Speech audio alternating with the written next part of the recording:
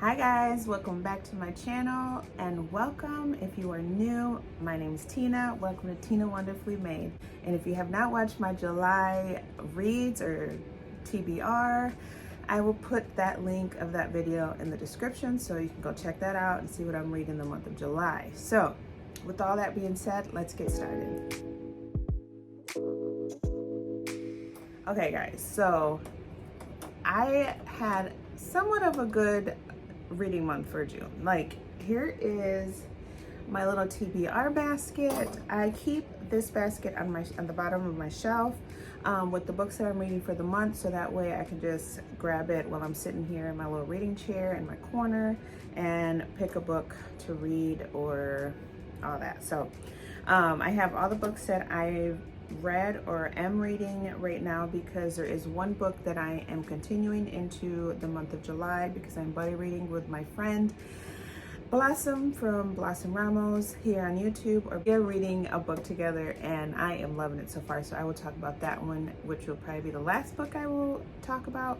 Yeah, so let's get started. I am going to pull out my little handy dandy Bookish notebook, which is my little happy planner notepad, and I just put what I am reading and what I rated it, so that way I don't have to grab my phone because I am filming on my phone. And I just put a lot of like bookish things in here, like questions or like ideas and stuff, so I will have this and I will be referring to it. So the first book that I read was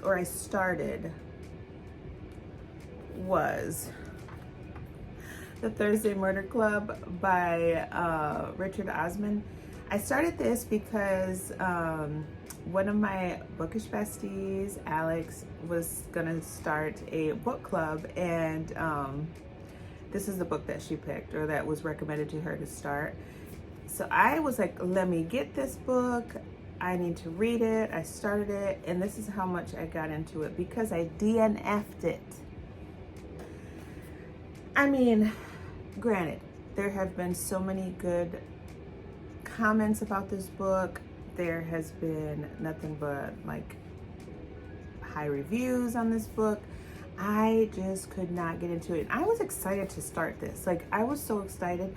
It says, in a peaceful retirement village, 4 unlikely friends meet weekly in a jigsaw room to discuss unsolved crimes. Together they call themselves the Thursday Murder Club. So in the beginning, they are like trying to solve murders or crimes that just got thrown to the side, like they weren't solved. And so they were like, okay, let's do this. But then, and it was like in the past, like old cases. This one it so happened to occur when they're around. And so they were like, perfect, like we can do a live case, we can investigate.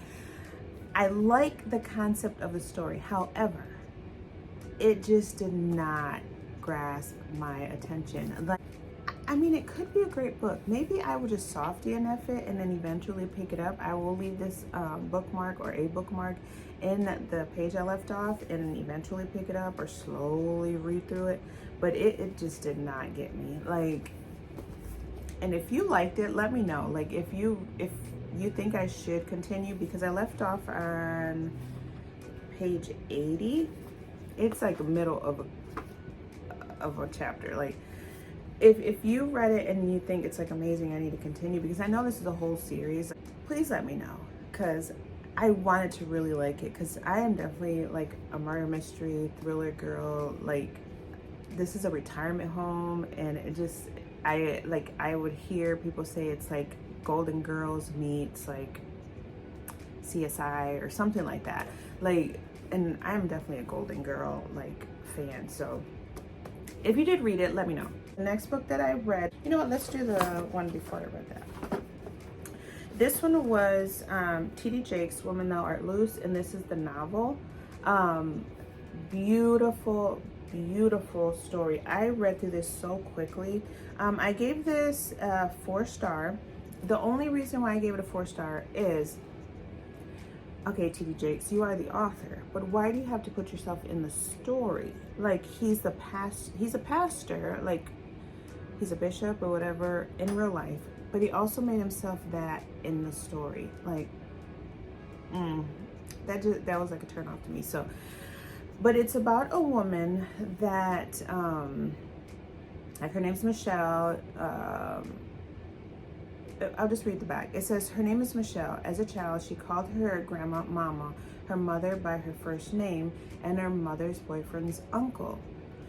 So that first line got me, not the uncle part, because I have not called my mom's boyfriends no uncle, no.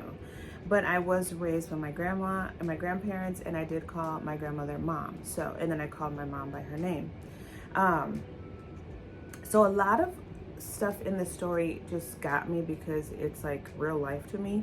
And it says, she grew up fast with too many men, too many strangers, and too many betrayals. Lost and sentenced to a private hell of abuse, addiction, poverty, and crime, Michelle has now been given a second chance to reclaim her life. But first, she has to believe in the possible. She has to believe in herself. What it takes to free her is the one thing Michelle thought she'd never have. It's called faith. Now, in the story, she goes through like these problems as she's growing up with it, living with her mom and all that stuff, and you know, being abused and all that. Just check your trigger warnings first of all. It's like real life heavy. And she ends up doing something at the church that would change her life, but she has to wrestle with the fact that she's getting a second chance. Anyways, read the book. It's so good. You don't even have to be a Christian or Jesus believer to enjoy this book. Like, it's good. It's really, really good. I highly recommend it. Gave it 4 stars. The next book. This one I gave, let me give you the rating first. I gave it 4 stars. It could have been like 4.5-ish. Home is where the bodies are, by Geneva Rose. I did do a whole book review on this, which you can go and look in my videos. I'm not going to talk too much about it because it's everywhere. Like, everybody's talked about it. It just came out in June. And first of all, the cover is amazing. Like, I cannot talk about this enough. Like, anyways, it's about 2 or 3 siblings. One of them is by her mother's deathbed. When her mother passes, her brother has been away from the family for 7 years, no communication, no nothing, but comes to be with the sister. The brother's the youngest. The middle sister has issues with addiction and all that, and so her older sister does not trust her, but she still wants her to be there. Stuff just gets unfolded when they're going through the families, like family videos and stuff. Some spicy, or not spicy, let me take that back. Some very disturbing issues just come up, and so they have to figure out what to believe. Like, just good. That's all I'm gonna say. Go read it. The next one that I read, because I was like, okay, that was a thriller. I wanted like something more fluffy-ish, and so I read Kiss Me Mi Amor by Lana Quintana Albertson. Totally butchered, but you know. This book, I gave it, I want to say 3.5 stars.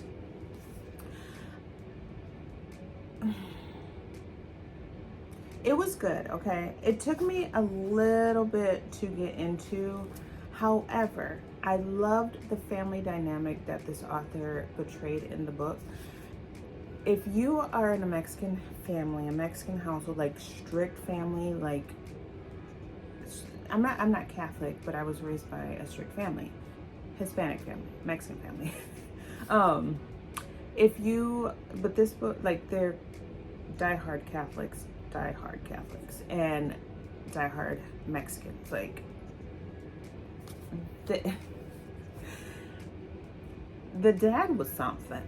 Like, her dad was like, there was, I think 11 daughters or 9 daughters or something. I think it was 9 or 10. I don't know. Between 9 and 11. daughters living in the house. And what's her name again? Carolina, whatever you want to call her, Carolina.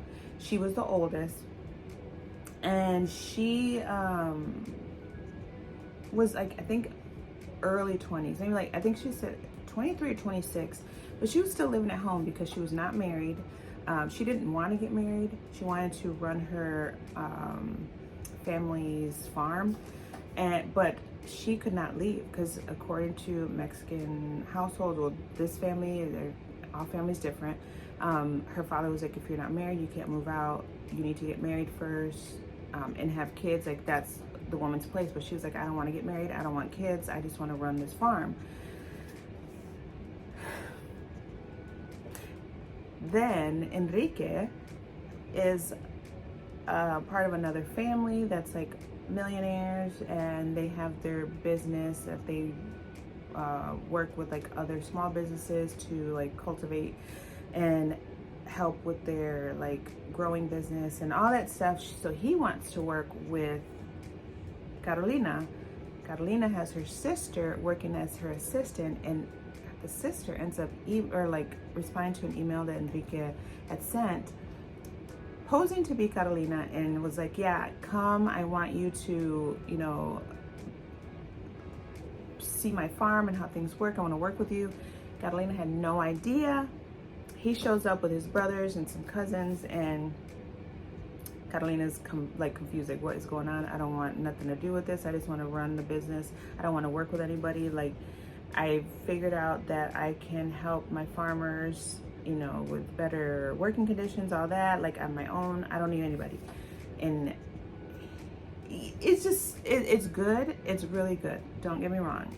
She ends up falling for him. Anyways, I don't want to give too much, but it is a good story. And it says, it turns out that a fake relationship between enemies is a perfect recipe for a love that sizzles hotter than Santa Barbara's spiciest salsa.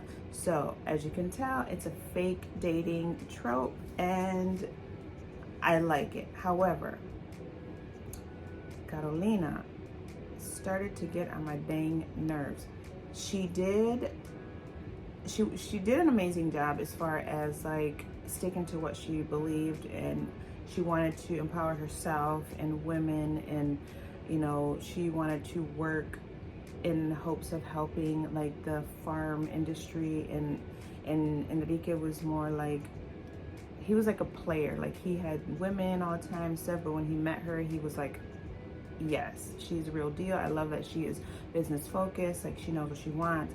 And she was just playing hard to get. At the same time, she's like, do I want him? No. Do I want him? No. What do I want? And she had her father's voice in her head, like, no, you can't do this, no, blah, blah, blah. And it was like family drama, all that. Anyways, read it. It is part of a interconnected series. The first one, this is like the second book, but the first one is, I think it's, what is it called? Ramon and Julieta, like a spin-off Romeo and Juliet. And you can read them separately, but there's some characters that pop up that has nothing to do with the first book. So, I mean, it does, but it doesn't, you know, kind of like Abby Jimenez book. Like, you can read them separately, but you can also read them together. Anyways, it's called Love and Taco series. As you can see, I liked it. I want to pick up the other book because I was recommended the first book, but I didn't grab it yet by one of my friends on Instagram. And so, yeah, next one. That was a long nonsense explanation. Next book that I read was, well, I started American Queen on my Libby app. I was listening to it by audiobook through Libby since, like, I think I started it in May and just stopped listening. But I did give it 3.5 only because, don't get me wrong, it is a beautiful book, and it's like Christian based, but not really. Like, you can still listen to it. A lot of people read it because it's like a historical fiction, but non-fiction at the same time. It's based on history. Listen to it through audio if you want to like read it. Listen to it through audio because the narrator like does singing and stuff, and it's just beautiful. The story is like about the slaves that, you know, fight for what they want, and you know how they try to move on with their lives after the slavery had ended, and how they were trying to build their lives up and what they wanted their lives to be like. Very, very, very pretty book. I mean, probably closer to a 4-star, but like I said, I was just, maybe I'll have to give it another shot to see, because I know it has very high ratings for the ones that have read it. Yeah, so I read The American Queen by Vanessa Miller. That's who the author is. Next, I read 7 Days in June by Tia Williams. This is my first Tia Williams book. I gave this one a 4-star. It is about Eva Mercy. She is a mom. She's also a erotica author, and she ends up going to this book, I guess, round table. I don't think it was a round table. I think it was more like a, what's the word I'm looking for? What is the word I'm looking for? Just like a, where people, what, a platform, I guess? I don't know what you call it. I haven't been to any of the, like, the book, like, book bonanzas and stuff where you, people, like, the authors talk about their books and stuff. Anyways, that's what she was doing. She also suffers from these really bad migraines that are, like, debilitating and stuff. So she ends up like bumping into a fling from her past that, you know, they got super close with in 7 days. That's why it's called 7 Days in June, because it was in June. They were like very toxic. They were a very toxic couple in the younger days, and then their books were based, because the male, what is his name again? Shane and Eva were like writing books throughout their years that they hadn't seen each other that was based on fictional characters, but also based on their relationship that they had when they were younger. Very good. Like, it was really good. And I read it on the road when we were taking our little trip, and I could not put it down, especially like midway. Like, once it hit midway, I was like, I'm invested. Like, I want to know what's going to happen. Like, she's worried about her daughter, because her daughter is like this 12-year-old like know-it-all, and she's just like, I don't want her to grow up to be like me. Like, what can I do to make her life better? She was also from a family of women that were just like cursed with like the worst relationships, or, you know, just terrible things. And she was like trying to make sure that she pretty much secluded her life and her daughter's life so that she wouldn't have to deal with that, but she at the end has to deal with it. And, you know, it's very good. And I don't want to give too much either, because if you have not read it, I highly recommend you go pick this up. Now, I read this one on audiobook too. It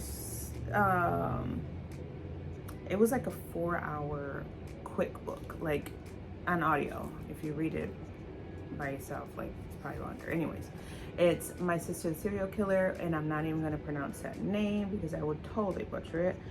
But it was all right. It was all right. I think I gave it 3-star. Yeah, I gave it 3-star.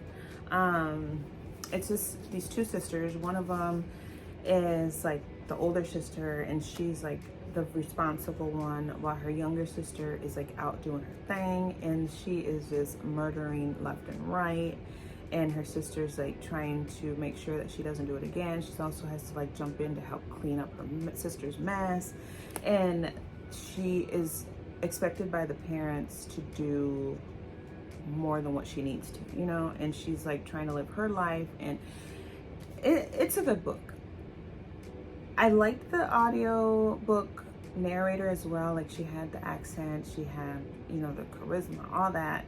Good. So 3-star. And then the last book that I am reading and rolling over into the month of July is The Nighting Gale by Kristen Hanna. This is my first Kristen Hanna book, and I am in love. I cannot wait to read more of her books. I know they are thick ones. They are some thick ones. And I think on page 109. I'm tabbing. I'm not writing in this one, which I kind of regret, and I didn't start, but I'm definitely tabbing, and I understand my tab situation.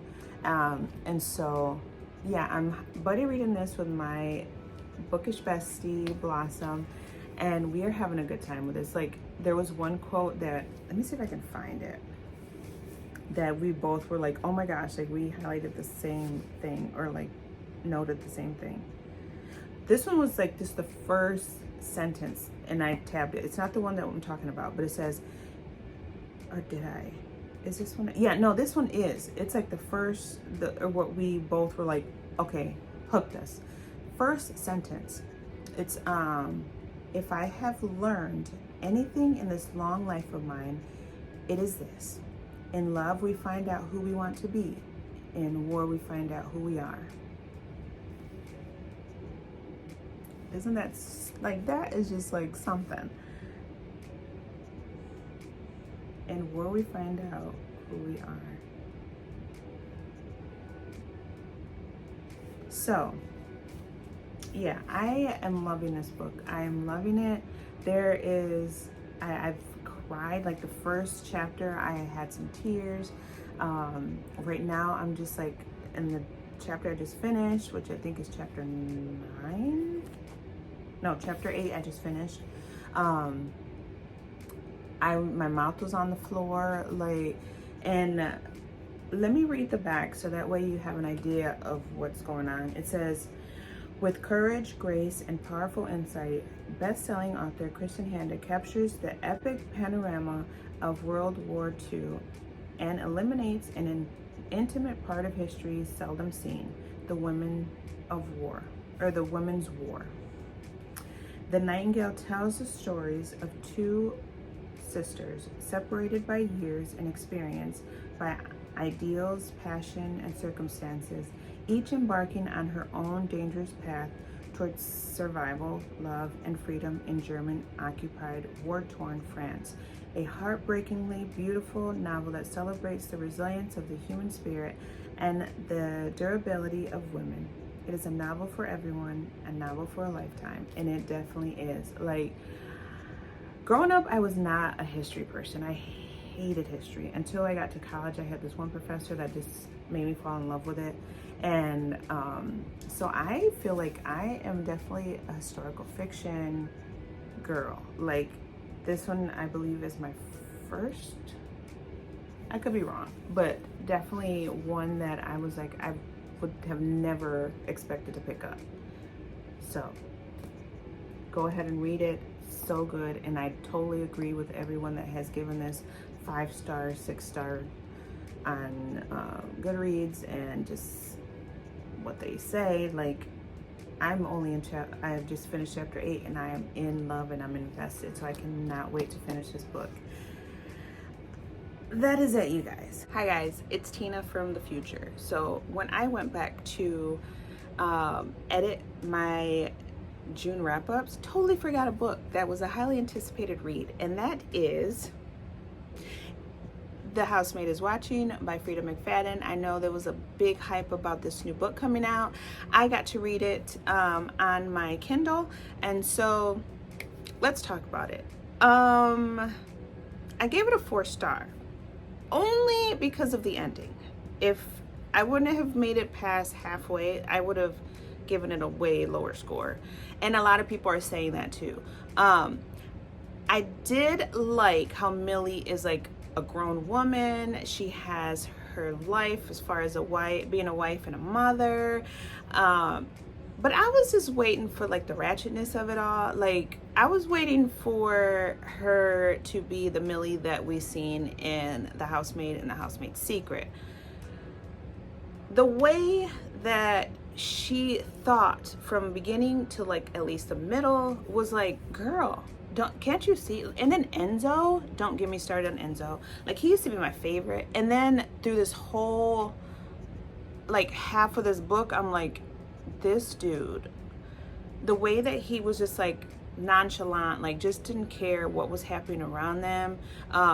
So if you guys are not familiar with the book, like I say read it, but you're not real, it's not like a must read, if I'm being completely honest. I did in my Goodreads say I will recommend it, which I am right now. So go read it if you would like. She, like,